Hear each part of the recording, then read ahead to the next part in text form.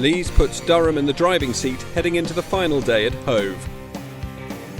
Durham had finished day 2 in Hove in complete control. They required just one more wicket to wrap up the Sussex innings and knew, barring an epic final partnership, they'd start their second innings with a 3-figure lead.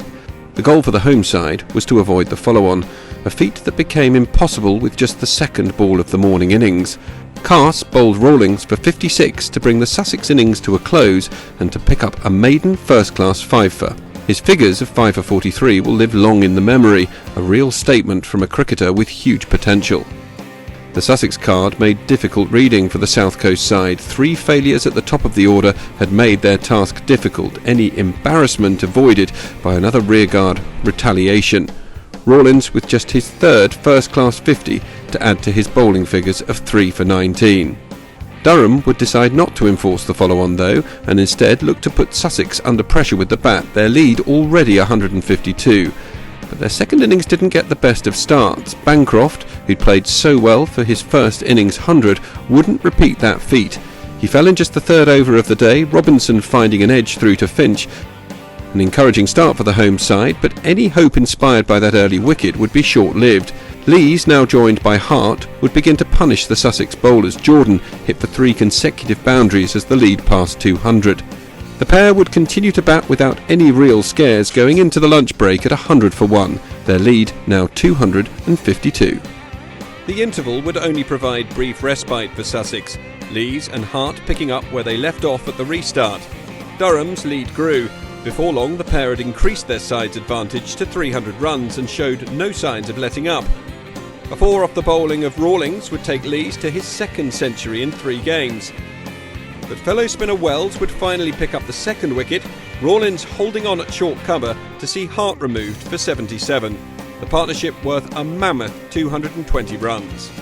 The pair then guided the side through to tea with 258 runs on the board and a lead of 410.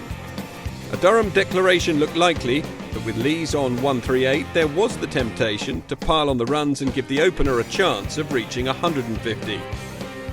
Durham did elect to bat on after the interval, Lees given that opportunity to pick up a score of 150, but he wouldn't take the chance. His mammoth innings brought to an end as he was caught behind for 143 off Beer. And 11 balls later, Durham finally did declare on 284 for 3. The lead 436 with 30 overs left to bowl in the day. Without a run on the board, they lost opener Luke Wells out for a duck, edging Rushworth to burn him in the slips.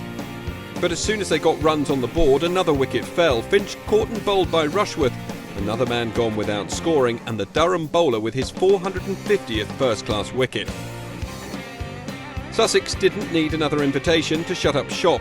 All attacking shots were put away as survival became the priority for Beer and Van Zyl. The run rate dried up with 4 consecutive maiden overs from the Durham bowlers. Beer pushed on, taking the Sussex total past 50 with consecutive 4s off Travaskis. Rushworth, though, would put a stop to this late flurry as he trapped Beer LBW for 36. Van Zyl and night watchman Ollie Robinson would survive the final 6 balls of the day unscathed, but at 59 for 3 they have a mammoth task ahead of them. Still 378 runs behind, with only 7 wickets remaining, it's going to be a real battle for the home team to avoid defeat on the final day.